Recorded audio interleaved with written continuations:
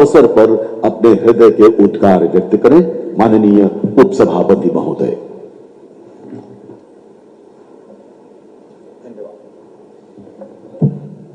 महामहिम राज्यपाल उत्तर प्रदेश आदरणीय श्रीमती आनंदीबेन पटेल जी, माननीय अध्यक्ष लोकसभा आदरणीय ओम बिरला जी, माननीय अध्यक्ष उत्तर प्रदेश विधानसभा श्री सतीश महाराज जी, माननीय सभापति उत्तर प्रदेश विधान परिषद कुंवर मानवेंद्र सिंह जी, माननीय नेता विपक्ष उत्तर प्रदेश विधानसभा श्री माता प्रसाद पांडे जी, राज्य विधानसभाओं के अध्यक्षगण एवं विधान परिषदों के सभापति व अन्य पीठासीन अधिकारीगण, उत्तर प्रदेश के माननीय मंत्रीगण, माननीय सांसदगण, माननीय विधायकगण, राज्यसभा एवं लोकसभा के महासचिवगण, उत्तर प्रदेश विधानसभा और विधान परिषद के सचिवगण एवं अधिकारीगण, देश के अन्य राज्यों से आए विधानसभा एवं विधान परिषद के अतिथिगण, देवियों और सज्जनों, नमस्कार।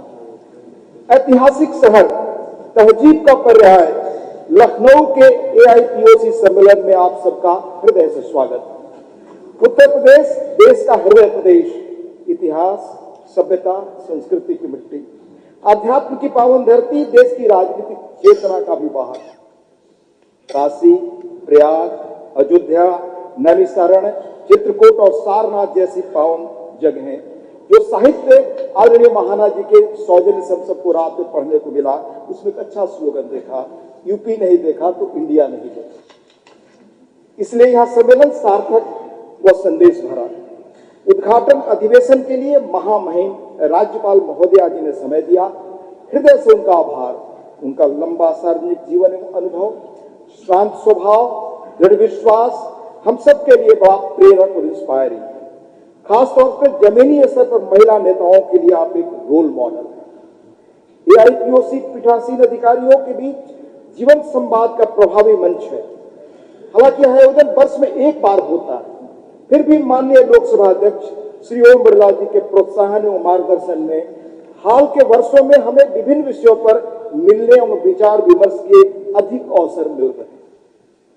लगातार महत्वपूर्ण संसदीय विषयों पर राष्ट्रीय सम्मेलन जैसे PSC कमेटी का सम्मेलन, एस्टीमेट कमेटी का मुंबई में, महिला सशक्तिकरण का तिरुपति में, SC/ST कमेटी का भुवनेश्वर में, इसके अलावा इंडिया के भारत के अलग अलग CPA रीजन के कॉन्फ्रेंसेज, खासकर नॉर्थ ईस्ट की रेगुलर मीटिंगें, संसद या विधानसभाओं का व्यवधान देखने वाले लोग जरूर कभी बाहर से यह काम भी संसद का जो निरंतरता है वह देखेंगे, मुझे यकीन है।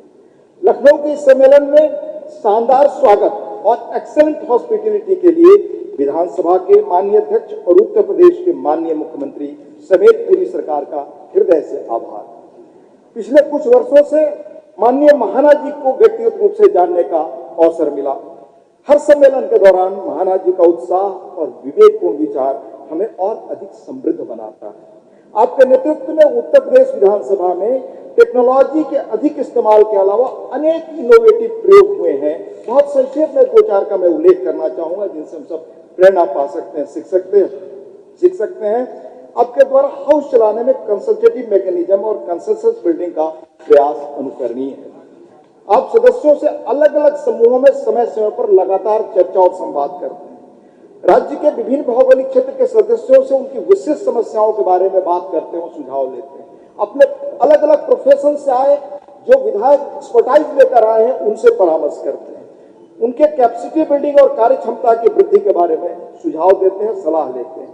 माननीय सदस्यों से जुड़ी समस्याओं पर भी वो चर्चा करते हैं। इस विधानसभा में पहली बार 22 सितंबर 2022 को एक ऐसा सेशन आयोजित किया जिसमें सदन की कार्यवाही में केवल महिला सदस्यों ने भागीदारी की, जिसमें महिला सदस्यों ने अध्यक्षता की। उत्तर प्रदेश विधानसभा द्वारा विजन डॉक्यूमेंट 2047 पर एक ही बैठक में लगभग 27 घंटे की निरंतर बहस और इसी तरह विधान परिषद में लगातार 27 घंटे बहस, ये सभी विधायी कदम अनुकरणीय हैं, प्रेरक हैं। समय के अनुरूप विधानसभा की नियमावली तो बहुत महत्वपूर्ण काम है मेरी दृष्टि में। आज के बदलते समय नई चुनौतियों और डिमांड्स के रूप टेक्नोलॉजी के प्रयोग के संदर्भ में अब तक के संसदीय अनुभव को इनकॉर्पोरेट करना, उसको रिराइट कराना, उसको अधिक सरल, स्पष्ट और इजी बनाना यह ऐतिहासिक काम है। माननीय अध्यक्ष जी, आपका यह प्रयास आज के बदलते समय का रूप है। हम सबके लिए उदाहरण है कि हम भी अपने अपने विधानमंडलों में इस पर गंभीर रूप से प्रयास करें। कहना चाहूंगा कि अपार ह्यूमन और नेचुरल रिसोर्सेज के बावजूद उत्तर प्रदेश बहुत वर्षों तक, दशकों तक बीमारू राज्य के रूप में जाना गया। सुविधाओं का अभाव, निवेशकों की नजर थी ही नहीं इस राज्य में। आज उत्तर प्रदेश की बदलती हुई तस्वीर देखता हूं। यह प्रदेश आदरणीय प्रधानमंत्री श्री नरेंद्र मोदी जी के नए भारत के विजन के साथ माननीय मुख्यमंत्री श्री योगी आदित्यनाथ जी के सफल नेतृत्व में निरंतर आगे बढ़ रहा है। राज्य की जीडीपी में एक दशक से भी कम समय में 2.2 गुना वृद्धि हुई। पर कैपिटा इनकम 16-17 में 54,000 से बढ़कर 24-25 में 1,08,000 से ऊपर। प्रदेश का निर्यात विगत 8 वर्षों में 1 लाख करोड़ बढ़ा है। प्रदेश का कुल बजट पिछले 8 वर्षों में 4.8 लाख करोड़ की वृद्धि। नीति आयोग इन्हीं कारणों के आधार पर उत्तर प्रदेश को फ्रंट रनर राज्य की आज संज्ञा देता है। कभी समस्या प्रदेश माना जाता था शास्त्रियों की निगाह में, आज यह अवसरों के प्रदेश के रूप में तब्दील हो रहा है। यह राज्य भारत का ग्रोथ इंजन उभर रहा है और विकास के नए मानक स्थापित कर रहा है। हमें विश्वास है कि विकसित भारत के लक्ष्य को हासिल करने में उत्तर प्रदेश के इस विकास और विधानसभा का महत्वपूर्ण योगदान होगा। हम याद करें, आज जहां हम बैठे हो विधानसभा प्रेरणापूर्ण है। इस विधानसभा ने 4 भारत रत्न दिए। पंडित गोविंद बल्लभ पंत जी, राजर्षि पुरुषोत्तम दास टंडन जी, श्री लाल बहादुर शास्त्री जी और चौधरी चरण सिंह। इसी विधानसभा ने देश को पहली महिला मुख्यमंत्री सुचित्रा कृपलानी के रूप में दिया। साहित्य वाचस्पति, स्वाधीनता सेनानी, राष्ट्रवादी शिक्षाविद डॉक्टर संपूर्णानंद को मुख्यमंत्री चुना। इसी सदन ने तपस्वी राजर्षि पुरुषोत्तम दास टंडन को 2 बार अध्यक्ष चुना। पहले अध्यक्ष वही थे 1936 में, फिर 1946 में। यही आचार्य नरेंद्र देव जैसे व्यक्ति रहे। संविधान लागू होने के पहले इसी असेंबली ने जमींदारी उन्मूलन और भूमि सुधार बिल 1949 और UP agriculture tenancy bill 1949, acquisition of privileges जैसे भूमि सुधार और कृषि सुधार के क्रांतिकारी बिल पास किए संविधान बनने और लागू होने के पहले। उत्तर प्रदेश की विधानसभा की यह सदन इतिहास को जीता है, जीवंत है, ऊर्जा देता है।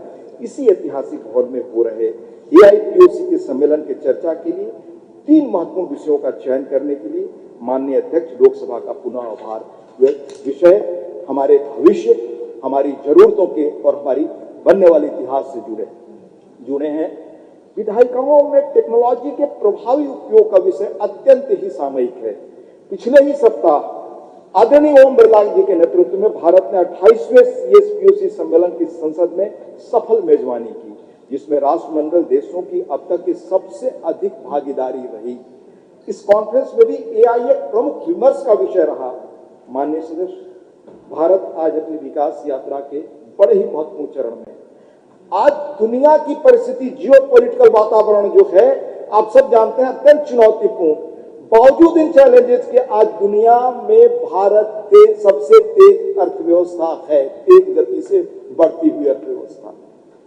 माननीय प्रधानमंत्री श्री नरेंद्र मोदी जी ने 47 तक विकसित राष्ट्र बनने के विजन को साकार करने के लिए हमें और अधिक सुधारों और अधिक सक्रिय और दूरदर्शी शासन की आवश्यकता होगी। इस दिशा में केंद्रीय सरकार की भूमिका के साथ साथ राज्यों के स्तर पर किए जाने वाले सुधार और शासन व्यवस्था भी महत्वपूर्ण होंगे। इनमें विधायिकाओं की बड़ी महत्वपूर्ण भूमिका रहने वाली है। हम लेजिस्लेटिव बॉडी को भी futuristic in outlook, dynamic in nature कैसे बना सके, यह हमारे सामने चुनौती है।